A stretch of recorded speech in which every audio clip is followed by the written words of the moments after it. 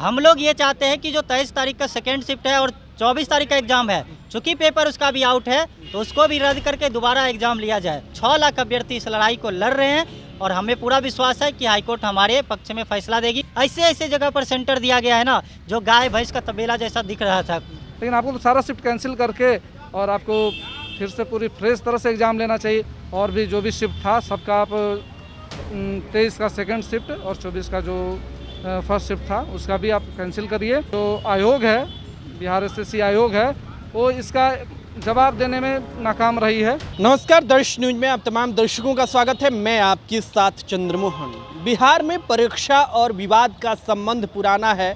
कोई ऐसी परीक्षा शायद ही होगी जो विवादों में नहीं रही होगी। बीएसएससी का मामला भी अब कोर्ट पहुंच चुका है, अभ्यर्थी परेशान हैं। हमारे साथ बातचीत करने के लिए कुछ अभ्यर्थी हैं, इन्हीं से जानते हैं कि पूरा मामला क्या है। क्या है पूरा मामला? देखिए, बिहार एसएससी CGL 3 काफ़ी लंबे समय के बाद, लगभग 7-8 साल के बाद ये आया था। 23 दिसंबर 2022 को एग्ज़ाम होती है, 2 शिफ्ट में 24 दिसंबर को भी एग्ज़ाम होती है। एग्ज़ाम शुरू होने के कुछ घंटे बाद ही क्वेश्चन पेपर वायरल हो जाता है फर्स्ट शिफ्ट का 23 दिसंबर को, जिसके बाद काफ़ी हंगामा हुआ। सेकेंड शिफ्ट का भी एक पेज वायरल होता है। 24 दिसंबर का A to Z page viral हो जाता है। और जब आंदोलन शुरू हुआ तो लाठीचार्ज तो वो पूरा एकदम दबा दिया गया उसको, और काफ़ी आंदोलन होने के बाद एक शिफ्ट को रद्द किया गया। बाकी 2 शिफ्ट जो कि पूरा क्वेश्चन पेपर वायरल है, आयोग ने 28 दिसंबर को एक विज्ञप्ति जारी किया था कि अगर किसी के पास भी वो प्रश्न पेपर है वायरल तो आप भेजिए और सहयोग कीजिए आयोग को, ताकि हम जाँच कर सकें और अभ्यर्थियों के हित में निर्णय ले सकें। मैंने खुद उस दिन भेजा था आयोग को आपत्ति। उसके बाद भी आयोग ने उस पर कोई कार्रवाई नहीं किया। 4 महीने बाद हम लोगों ने, जब हम RTI करके पूछ रहे हैं कि ठीक है हमने जो आपत्ति भेजा उस पर क्या कार्रवाई हुई, कितने और अभ्यर्थियों ने आपत्ति भेजा, तो आयोग कह रहा है कि कार्रवाई चल रही है, ये प्रक्रियाधीन होने के कारण सूचना नहीं दे सकते हैं। अगर कार्रवाई चल ही रही है तो फिर आपने रिजल्ट कैसे दे दिया? कार्रवाई के निष्कर्ष पर पहुँचना चाहिए था पहले। तो हम लोगों ने हाईकोर्ट में केस दर्ज किया। उसकी पहली सुनवाई 5 जुलाई को हुई। 2 शिफ्ट के बारे में हम लोगों ने केस दर्ज किया। आज उसकी फिर से सुनवाई हुई है। 2 सप्ताह का टाइम 5 जुलाई को आयोग को दिया गया था कि आप 2 सप्ताह के अंदर जवाब दीजिए। आयोग ने आज जवाब नहीं दिया। लेकिन हम लोगों के साथ एक और केस मर्ज हुआ है, कई सारे मामले दर्ज हुए हैं। तो एक और केस हम लोगों के साथ जो मर्ज हुआ है, उसमें जो जवाब आयोग ने दायर किया है, आयोग ने दिया है, उसमें साफ साफ आयोग ने मान लिया है कि हाँ प्रश्न पत्र वायरल हुआ था, ठीक है, और उसने वो साफ साफ एक्सेप्ट किया है। और 24 तारीख को हम लोग को फिर से मिला है सुनवाई का डेट। हम लोग अपने तरफ से स्ट्रांग हैं, लेकिन इस बीच आयोग ज़बरदस्ती पूरी रफ्तार के साथ वो मेंस कराने पर तुली हुई है। 23 जुलाई को मेंस है, लेकिन आप लोग क्या चाहते हैं? हम लोग ये चाहते हैं कि जो 23 तारीख का सेकेंड शिफ्ट है और 24 तारीख का एग्ज़ाम है, चूँकि पेपर उसका भी आउट है तो उसको भी रद्द करके दोबारा एग्ज़ाम लिया जाए, फेयर तरीके से एग्ज़ाम लिया जाए, पूरी पारदर्शिता के साथ एग्ज़ाम लिया जाए। तो हम लोग का बस यही डिमांड है। लगभग कितने अभ्यर्थी होंगे जो इस परीक्षा में उस वक्त शामिल हुए थे? देखिए, 9 लाख अभ्यर्थी का सवाल है यहाँ।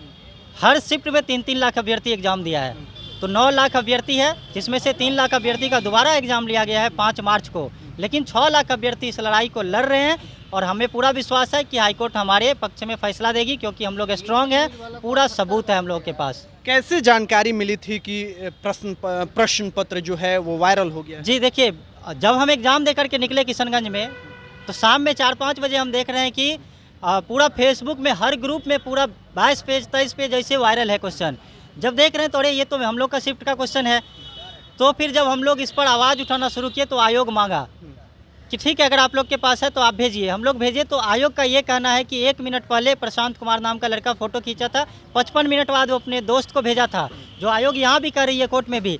लेकिन उस प्रशांत कुमार के पास मोबाइल कब से था?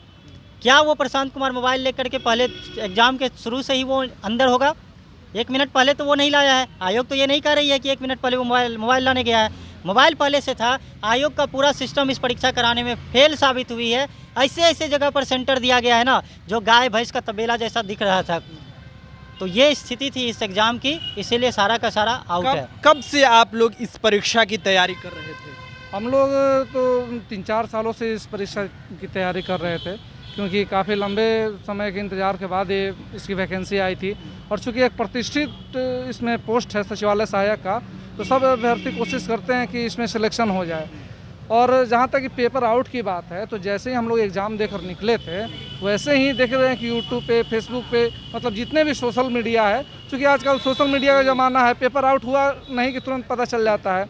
और क्या बात है कि अगर कोई मतलब कि मोबाइल ले जाना अलाउ नहीं था, जैमर लगे थे, आप जूता मोजा भी खुलवा दे रहे थे, तो फिर कैसे पेपर कैसे लीक हुआ? इससे साफ पता चलता है कि सरकार इसमें बिल्कुल नाकाम रही है एग्ज़ाम अच्छे से लेने में। तो जब पेपर लीक हो गया, जब सारे शिफ्ट का पेपर लीक हुआ ही है, तो फिर आप पूरा एग्ज़ाम क्यों नहीं कैंसिल कर रहे हैं? आपने सिर्फ जब अभ्यर्थी बहुत ज़्यादा उग्र हो गए और धरना प्रदर्शन करने लगे तो आप उनका मतलब ये करने के लिए एक शिफ्ट कैंसिल कर दिए। लेकिन आपको तो सारा शिफ्ट कैंसिल करके और आपको फिर से पूरी फ्रेश तरह से एग्ज़ाम लेना चाहिए, क्योंकि आप एग्ज़ाम किस लिए ले रहे हैं? ताकि आपको योग्य अभ्यर्थी मिले। लेकिन जब धांधली वाले ही पहुंच जाएंगे तो फिर क्या फ़ायदा? इसलिए हम लोग का डिमांड है कि पूरी तरह से और भी जो भी शिफ्ट था सबका आप 23 का सेकंड शिफ्ट और 24 का जो फर्स्ट शिफ्ट था उसका भी आप कैंसिल करिए और फिर से री एग्ज़ाम लीजिए। क्या उम्मीद है? उम्मीद हम लोगों को पूरा है कि एग्ज़ाम कैंसिल होगी, क्योंकि ये सबको पता है कि पेपर लीक हुई थी, धांधली हुई थी उसमें, और हमारे पास साक्ष्य भी है और कोर्ट में भी जो हियरिंग हुआ है वो भी हमारे लिए पॉजिटिव रहा है और इधर से सारे साक्ष्य दिए गए हैं। और जो आयोग है, बिहार SSC आयोग है, वो इसका जवाब देने में नाकाम रही है। इसलिए हम लोग को पूरा उम्मीद है कि एग्ज़ाम कैंसिल होगी। देखिए एक सेकंड, बिहार का जो भी आयोग है ना, सभी पारदर्शिता के साथ परीक्षा कराने में नाकाम है। आप ठीक है, पहले देखिए जो 14 में आया था ना, उसका क्वेश्चन आउट हुआ, बहुत सारे लोग जेल गए।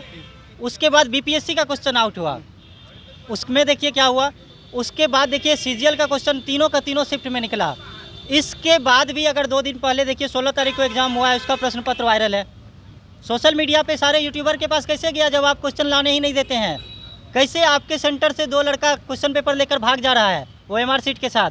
तो ये कहीं ना कहीं बिहार सरकार की मंशा ठीक नहीं है बेरोजगारों के प्रति। यहाँ पर सारा सीट बिक जाता है, ये हर किसी को पता है। हर अभ्यर्थी, गरीब अभ्यर्थी को आप किसी को भी पूछ लीजिए, वो बताएगा कि हम लोग सक्षम नहीं है यहाँ पर, कि मेहनत खूब करता है वो लड़का। उसकी माँ नौकरी करती है किसी के यहाँ, झाड़ू पोछा करके उसको पैसा भेजती है कि मेरा बच्चा पढ़कर कुछ करेगा। लेकिन यहाँ पर सरकार शिक्षा माफियाओं को संरक्षण देती है, क्योंकि बिना संरक्षण के आपका हर एग्जाम में प्रश्न पत्र कैसे आउट हो जा रहा है?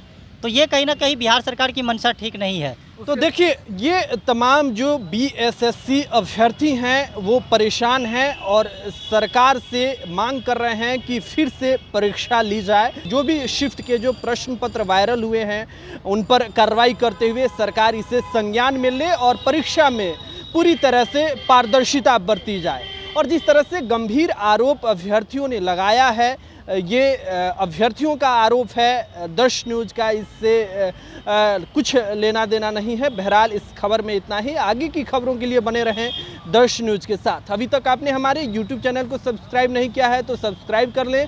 अगर इस वीडियो को हमारे Facebook पेज पर देख रहे हैं तो हमारे पेज को लाइक और फॉलो करें। धन्यवाद।